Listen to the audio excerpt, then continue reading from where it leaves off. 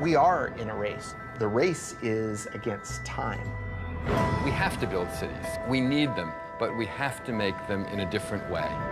We need a wave of innovation, not only for our way of life, but also for the planet. The consequences would be enormous if we lose this battle.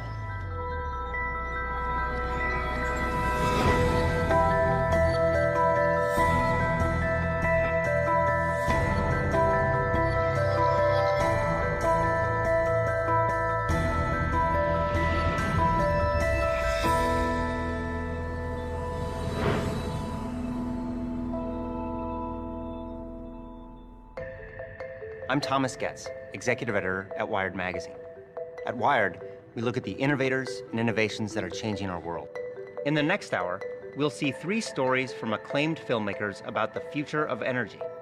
We'll explore cutting-edge innovations in how we drive, how we live, and in our first story, how we fuel our cars. They are all ideas that promise to shape the path to the world of 2050.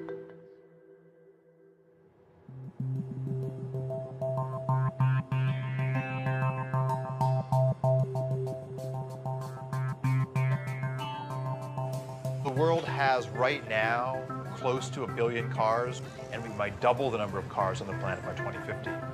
So if we double the number of vehicles, we really increase the amount of fuel they consume, and that's going to have a big, big footprint in terms of our demand for resources to move all those vehicles around. We're pulling up carbon that's been stored underground and burning it in our automobiles and putting all that carbon dioxide into the atmosphere. If we don't reduce that, we could have changes in the climate that we could never recover from. There's a number of forecasts for what type of transportation economy we could move into. One vision is that we will use more and more liquid fuels. Another one is we'll use more and more electricity. And right now, more of the industrial activity is focused around liquid biofuels. The thing about a fuel is it's really unparalleled on a weight basis how much energy is in a gallon of fuel. And even if batteries develop as some of the advocates hope they develop, we're not going to see batteries running large trucks, and we're certainly not going to see an electrified air fleet. We're going to need transportation fuels for those that will directly replace the petroleum-based fuels that we're using today. This has kicked off people looking at a whole range of other alternatives to petroleum in your tank.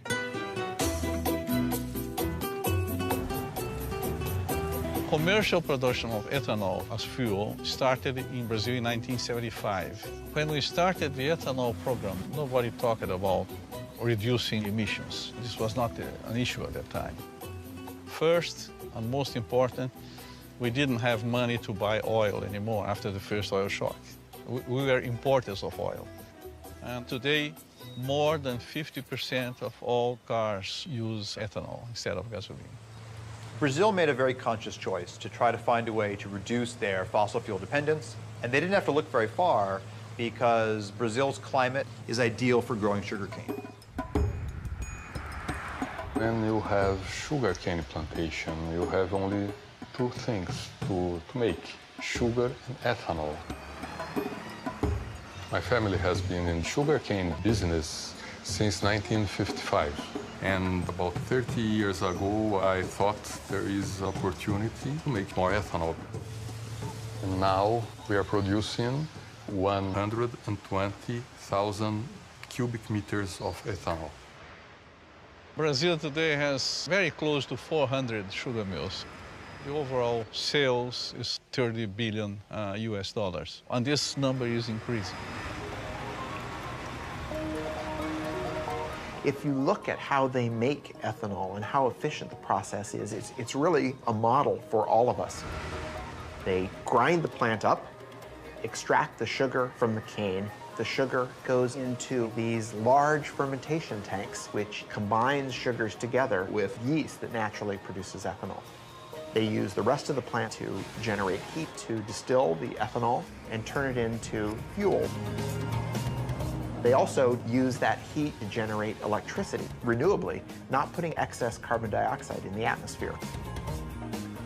Brazil has gotten to a point today where they're using about 40% less petroleum than they would be otherwise.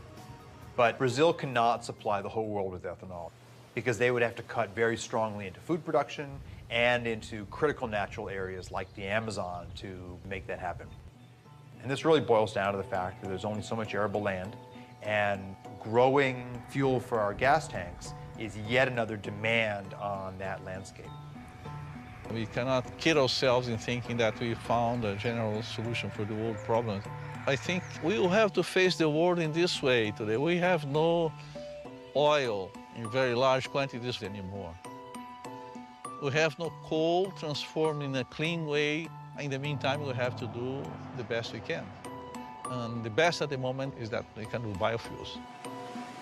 Sugarcane to ethanol is an incredibly efficient process. You get out about 7 times the energy you put into growing the sugarcane. In the US, when we produce ethanol from corn, for every unit of input of energy, we get about the same amount of energy out. So we're really not gaining anything. We need a better process. We don't have to take what nature's given us. We can actually engineer plants and yeast to be more efficient, and that's the basis for a lot of the work that we're doing now. What we need to look at, though, is which of the pathways that come out of this are not only good financially, but those that are also good in sustainability. And this equation is really wide open right now. We are in a race to develop fuels. The race isn't with other countries, the race is against time.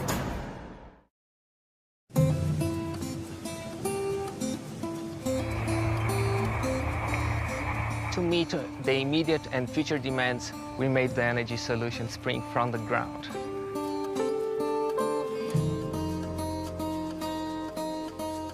Brazil is the most efficient ethanol-producing country in the world. Sugarcane alcohol from Brazil can reduce the total carbon footprint by up to 70% compared with the gasoline.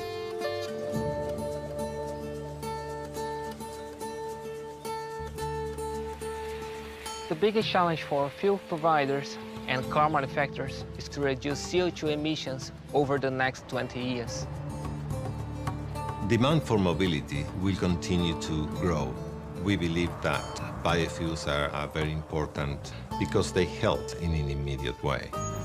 All forms of fuel are going to be needed. Hydrocarbons, natural gas, biofuels, all of them are going to be part of the energy mix for the future of transportation.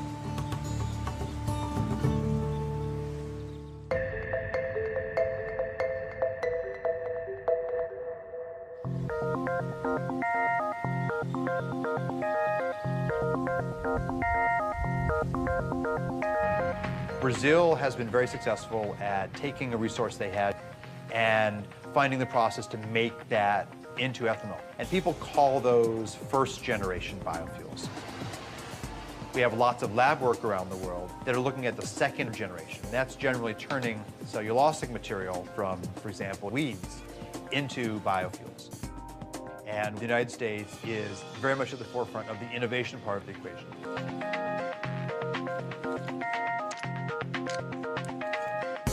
For centuries, we have been using yeast to consume glucose and produce wine and beer. We're trying to do something very similar, only we're engineering the yeast to consume that glucose and turn it into a fuel or a drug or a chemical. We call this synthetic biology. And when I started in this area, many of my colleagues said, "Oh, Jay, this is great work, but where's the application? What are you going to do with these tools? Who cares?" Malaria is an enormous problem. In any one year, 1 million or so people die of the disease, and most of them are children under the age of 5. So we thought this was a great opportunity to engineer yeast to produce an anti-malarial drug called artemisinin. This drug is derived from plants right now, but it's too expensive for people in the developing world. So my laboratory engineered yeast to produce small quantities of artemisinin. Now that process is being scaled up and we'll have this drug on the market shortly, but at a substantially reduced cost. It turns out that anti-malarial drug is a hydrocarbon, and it's very similar in many ways to diesel fuel. We thought, gosh, we could turn our attention now to fuels. We could make a few changes in that microbe to turn it into a fuel-producing microbe. If we imagine that glucose is going to be our new petroleum, we need a source for that glucose. And so the crops that we're looking at are crops like switchgrass. This is a native grass. It grows without a lot of water and on marginal lands, but we could turn into energy farms. The challenge, though, is that unlike sugarcane, it's very difficult to get the sugar out of that biomass. So we use what we call a pretreatment process to extract the glucose from the plant, and then we feed that glucose to a yeast that we've engineered to produce hydrocarbons. And that yeast takes in the sugar, and it changes its composition and gives us this high-energy molecule. They float to the top, you skim them off, you put them in your tank.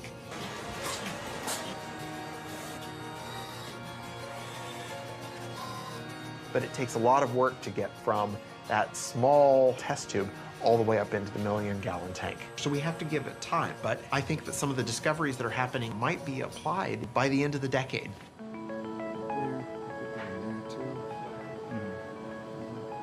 In terms of a sustainable equation for the planet, the role of biofuels is quite tricky.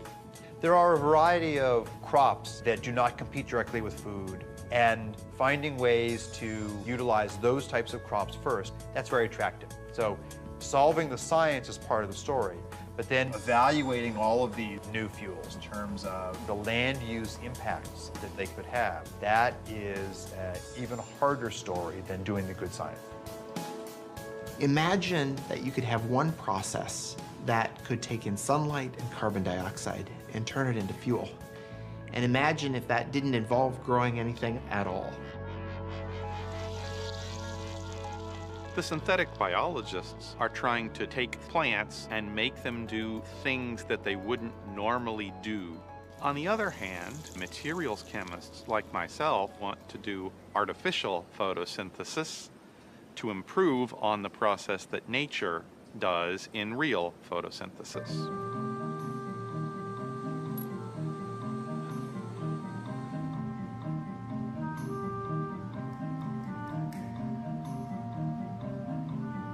We should follow the blueprint of plants converting sunlight into fuel, but take the approach that it could be much simpler. All we really need is a light absorber that absorbs sunlight. We also need a catalyst like iron or nickel. So when you see the hydrogen coming off of the photoactive material, that's an example of a semiconductor breaking the chemical bonds of water to make hydrogen and oxygen. Ultimately, our pieces are going to be contained in something that is easy to roll out like bubble wrap, where in would come sunlight and water. You would vent the oxygen to the air, but the bottom would wick out your liquid or gaseous fuel that then you could collect and use for our cars and planes and storage.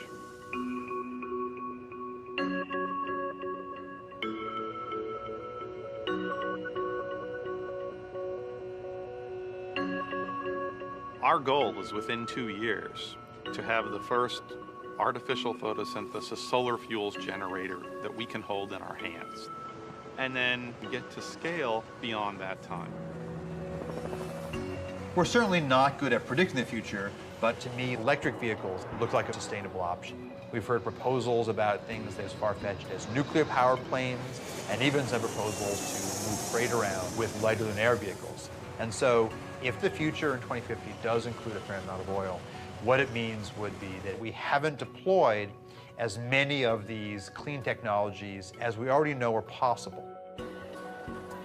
If you think about how long it's taken for us to build up the petroleum industry, we can't hope to reverse that overnight. It's a huge change in our infrastructure. Yes, we should have been working on it 30 years ago. We didn't. We're trying to make up for that, and that means basic research needs to be done now and by as many people as possible. We have a long way to go, but I'm confident that we'll get there.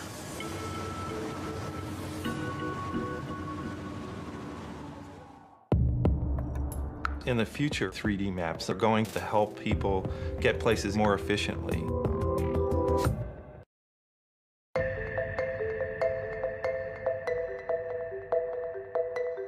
As we just saw, the race to produce cleaner energy is charging ahead. In the meantime, demand for cars continues to climb.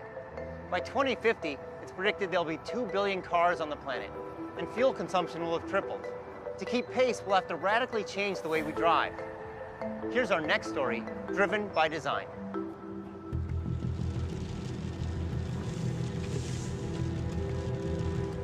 The automobile came around. In many ways, it was the future. We thought of it as one of the more positive changes that had happened to society. Suddenly, our ability to get a job changed. We can live farther away with bigger plots of land, with better quality of living. It all looked quite good. But there are limitations to swearing by the car. If it gets congested, your quality of life drops immediately. To spend so long in the car, it's very inefficient use of fuel consumption. Things start making sense all of a sudden. It doesn't bring you closer to where you want to get. It actually sometimes brings you farther.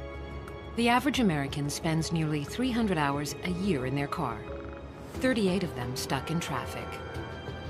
Annually, congestion consumes over $1 billion in gasoline in the United States alone. The inefficiency caused by traffic, both financial and personal, is enormous. Dirk Sheehan and Carmen White's story is not that unusual today. Dirk works an hour and a half away in Warrenville, Illinois.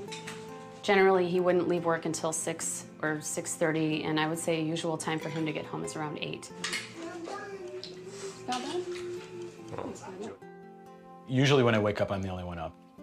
Sometimes the kids wake up with my routine. More often than not, I don't see them in the morning. I think about my commute when I wake up. I check the traffic report, see if there's any delays. The worst case scenario, it takes me 2 hours to get to work.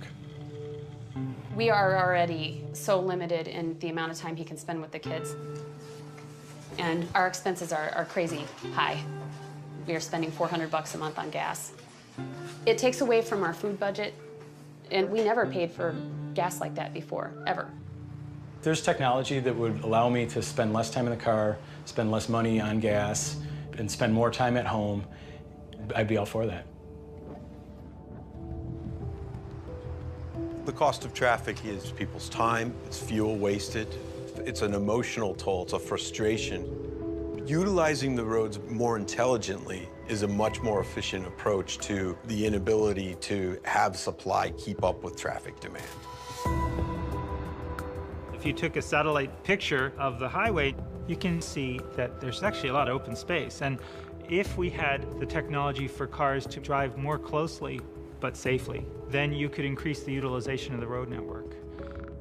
What this means is that to be more efficient, to use less fuel, we need to see the road differently. We need cars that can navigate through the urban landscape in a radically different way.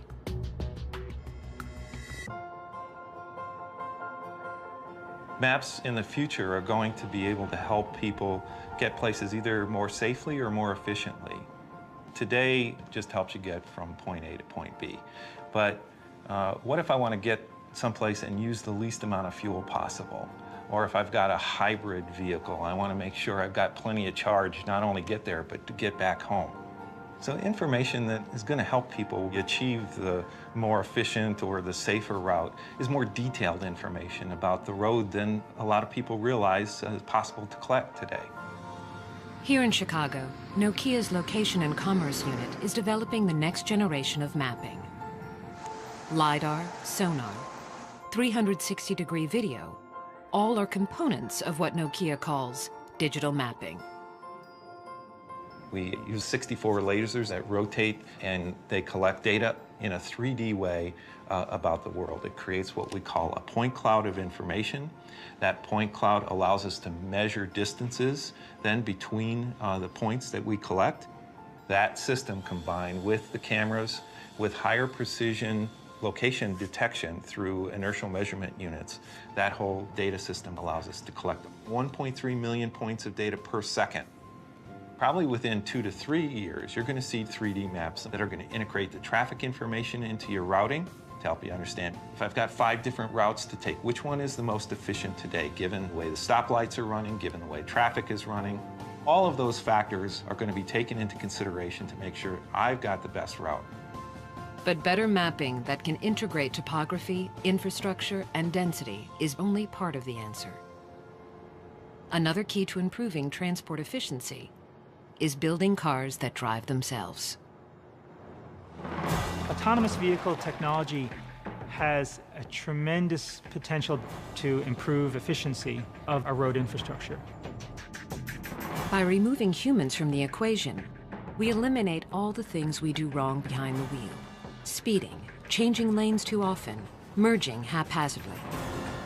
And by marrying autonomous vehicles with sophisticated 3D maps, we can make driving safer and more energy efficient. That next generation vehicle is being built right now by the Swedish trucking company, Scania. The solution, as you see it, is that the vehicles can utilize intelligent maps, three-dimensional maps with traffic information. The vehicles will be intelligent and communicate with each other. They will talk to each other, they will talk to the infrastructure. And we will see completely autonomous driven vehicles.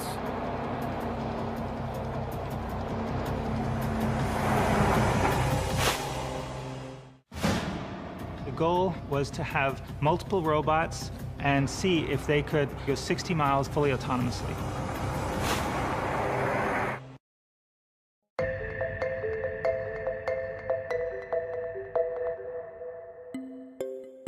By displaying traffic density in the urban infrastructure in a revolutionary way, 3D digital maps will help create a more fuel-efficient future. But these technologies are limited by the drivers who sit behind the wheel. Some believe that for cars and trucks to be truly energy efficient, they will need to drive themselves. The technology is coming into play through sensors and capabilities for cars to drive autonomously. In 2007, the United States Department of Defense held a competition to see if a completely autonomous self-driving vehicle was possible. DARPA stands for the Defense Advanced Research Projects Agency. They held a competition to develop self-driving robots that could drive themselves in traffic. The goal was to have multiple robots, turn them loose on a course, and see if they could go 60 miles in 6 hours fully autonomously. Driving may be one of the most complex things we do every day. Drivers make dozens of decisions at any given moment. One study found that drivers were exposed to over 1,300 items of information per minute. We make so many decisions when we're driving without even thinking about it. So in creating our vehicle, a great component of the enterprise was developing software to handle lots of sensors, feeding lots of data, and generating a bunch of potential paths that the vehicle might follow. And even though the robot doesn't have the ability to predict the future, by using this fast random path generation, the robot could anticipate a potential accident and choose a path to avoid it, because it's always thinking about what things could the car do next. No one expects millions of cars driving themselves anytime soon. But there is a place where self-navigating technologies are being optimized to create the vehicle of the future. We are on the Scania test track outside Stockholm, where we have basically, it looks like a highway, but it's a separate test track where we conduct our own experiments. Scania, the Swedish trucking company, has recently begun testing its next generation of long-haul truck. Utilizing radar, sonar, and intelligent mapping, they've been able to drastically reduce fuel consumption. We have this example with platooning, where we make use of the reduction in air resistance or air drag that you get from driving close to each other with heavy-duty vehicles. And in order to control this, you need to know where the other vehicles are, where their position, their velocity, their actions in the near future. And to be very close to the vehicle ahead of you requires that you have very accurate control. If you look at robotics broadly, there's a wonderful set of research on people looking at schooling of fish and and trying to develop the ability for robots to work together like that. So they're wonderful examples from nature of how cooperation can lead to more efficient resource utilization. You can see it when people are competing in Tour de France. They platoon to reduce air drag. They are not bicycling behind each other that close because it's fun or because they are racing. It is because they are reducing air drag, sitting behind the man who is leading. A truck traveling 55 miles per hour expends half its energy just to move the air around it. At 65 miles per hour, that number jumps to almost 2/3. Even if platooning can reduce the energy used by 10%, the savings would be substantial. If a vehicle in front of another vehicle wants to brake, it immediately sends out the brake message to the other vehicles, so they actually brake at the same time.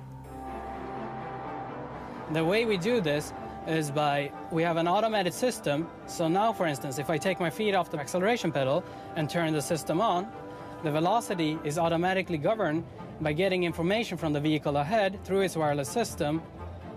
We want these vehicles to maintain a short relative distance.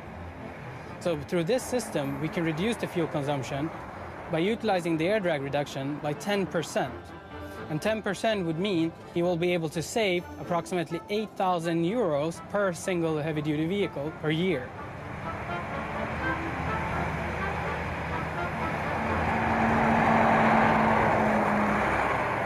It may be some time before autonomous vehicles make up the majority of cars on America's highways.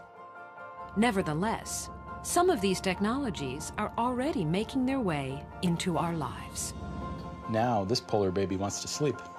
Do you get to pick up books every day, or is it just something that... I get to pick out books sometimes. Okay. When we look toward the future, the systems will absolutely make it safer and more efficient and less costly for you, and also make your life easier because you're spending less time on the roads. The city begins to talk, begins to tell you where is there congestion, what's going on in different areas of town. Suddenly, the car becomes a part of a much bigger ecosystem. We can look at how cars interact with other cars, how car interacts with infrastructure, and us, the drivers, can start to make smart decisions about how to move around.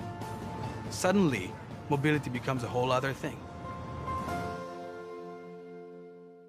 No matter how much money they have, no matter how much oil they have, everybody has to go in a different direction.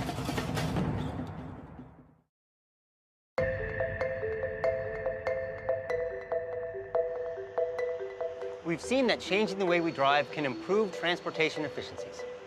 But what if we change the way we build and live in our cities? That's the subject of our next story, Searching for Utopia. We'll travel to the United Arab Emirates and discover a city rising out of the desert. Let's take a look. Masdar City in Abu Dhabi will be the city of the future and the role model for the world. Once you see what they've envisioned for this utopian city, it's very impressive. It's carbon neutral, pedestrian friendly, and powered by renewable energies. But I do notice we're going to have to change our relationship with cars. Welcome to Masdar City. أهلا بكم في مدينة مصدر. We are driving in the bowels of Masdar City in an electric transportation system. It's slightly unnerving to sit in this for the first time. And where are we going? The first big move the architects at Foster and Partners made was to put all transportation underneath the city, leaving the streets of Masdar totally free of cars. The place reminded me of a medieval city, and actually, many design elements are adapted from ancient Arabic towns and villages. It's all about looking back into history to move forward. There's some very, very simple ideas that have a huge impact. This is a pedestrian zone, there's no cars here. This has enabled us to push our streets together to take the advantage of the shade, channel the cooling breezes through. The whole scale here is based on the human being, it's not based on the motor car. As soon as you lift up the pedestrian plane by 7 meters, you've suddenly captured this breeze. What you can see here in the balcony is we've got a modern interpretation of an ancient Arabic screen. What we must avoid is direct sunlight hitting any piece of glass. As soon as the sun hits the glass, the heat's transferred into the building and we have to use more energy to cool it down. Can this really make all that much of a difference? Yeah, absolutely. For example, downtown Abu Dhabi, 60-metre wide streets, black asphalt, mirrored, reflective buildings, no relief from the sun. On a day in September, the air temperature in both places was 39 degrees. In Abu Dhabi, the temperature measured at the asphalt was 57 degrees. In Masdar, the temperature measured on the ground is 33 degrees, so we've actually lowered the air temperature. We're trying to do as much as possible with as little as possible. These simple design moves cut air conditioning needs by 60%.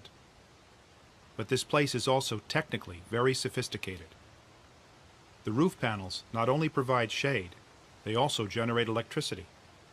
And the walls themselves are made of glass-reinforced concrete, literally sand taken from the desert. Everything here is geared towards maximizing energy efficiency. Masdar does represent a whole different value system. It represents an acknowledgement that eventually everybody has to go in a different kind of direction, no matter how much money they have, no matter how much oil they have, no matter anything else. All of the cities here in this part of the world have come out of nowhere. There was nothing here not so long ago, except small settlements in the desert. And then all of this oil and all of this money, and suddenly, you know, wham, these cities started popping up. But they sprung up in a false love of a Western model that was already out of date. The model of the late 20th century automobile-based, energy-hogging city.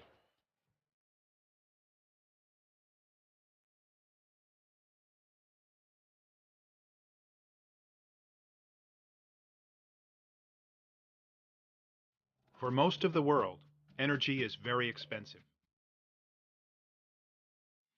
But the United Arab Emirates is sitting on 10% of the world's oil.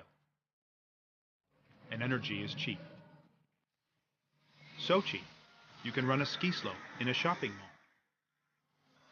and build the world's tallest skyscraper.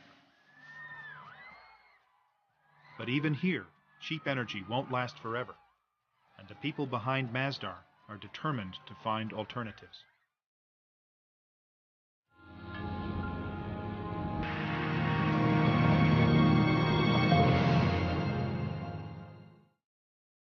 In the future, Masdar hopes to get energy from this prototype called the Solar Beam Down. Using highly reflective mirrors, the Solar Beam Down may generate power more cheaply and ecologically than silicon panels.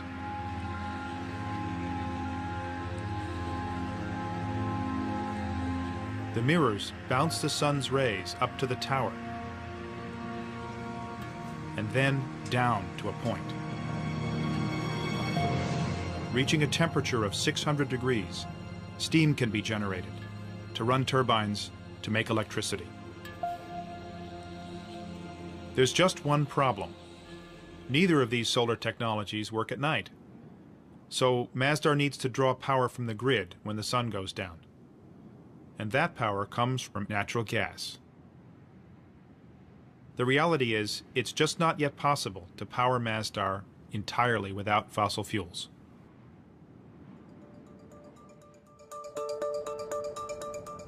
The great challenge with Masdar will be, how do you make it a place that will not be just this ideal city that no other place could actually aspire to because it doesn't seem real? What Masdar has to be is a laboratory that develops things that then can be applied in existing cities all around the world, because that's where it will pay off. There's no payoff if it's just about itself. The payoff is, how can everything it's trying to do matter in the rest of the world. Right now, there's only a store, 2 restaurants, a bank, and a few hundred students living here. It's too early to tell if Masdar will work as a city when it's finished. But much has been achieved. They are carbon neutral and largely powered by renewable energies. Solutions here won't work everywhere, though. Many cities are in cold climates, and cooling is not their energy problem. They need to let sunlight in, not keep it out. Cities like Los Angeles or Houston are built around cars.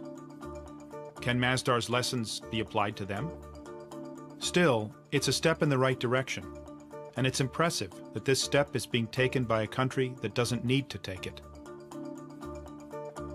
I met a guy who said actually they did need to take it. He took me to the desert to explain. God says, وَعَرَضْنَا الْأَمَانَةَ عَلَى السَّمَاوَاتِ وَالْأَرْضِ وَالْجِبَالِ. God talks about man's place in the universe, that this world is a trust. And God offered this trust to the mountains, to the heavens, to the land, to earth. And all refused it, refused to take this trust. But man, being adventurous, a bit vain, maybe too ambitious, being man, accepted it.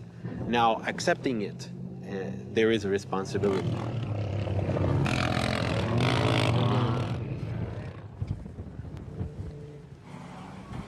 Taking responsibility isn't always easy.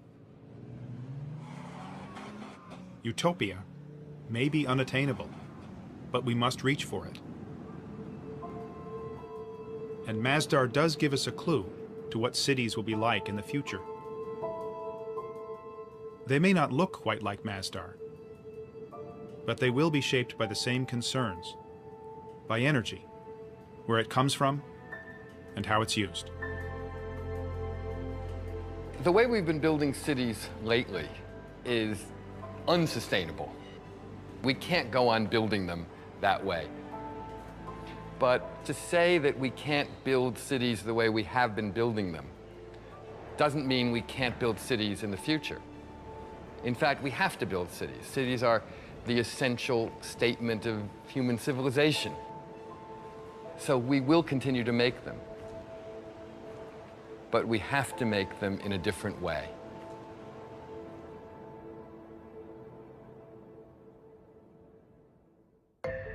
What we've seen is that the world of 2050 won't look drastically different from the world today.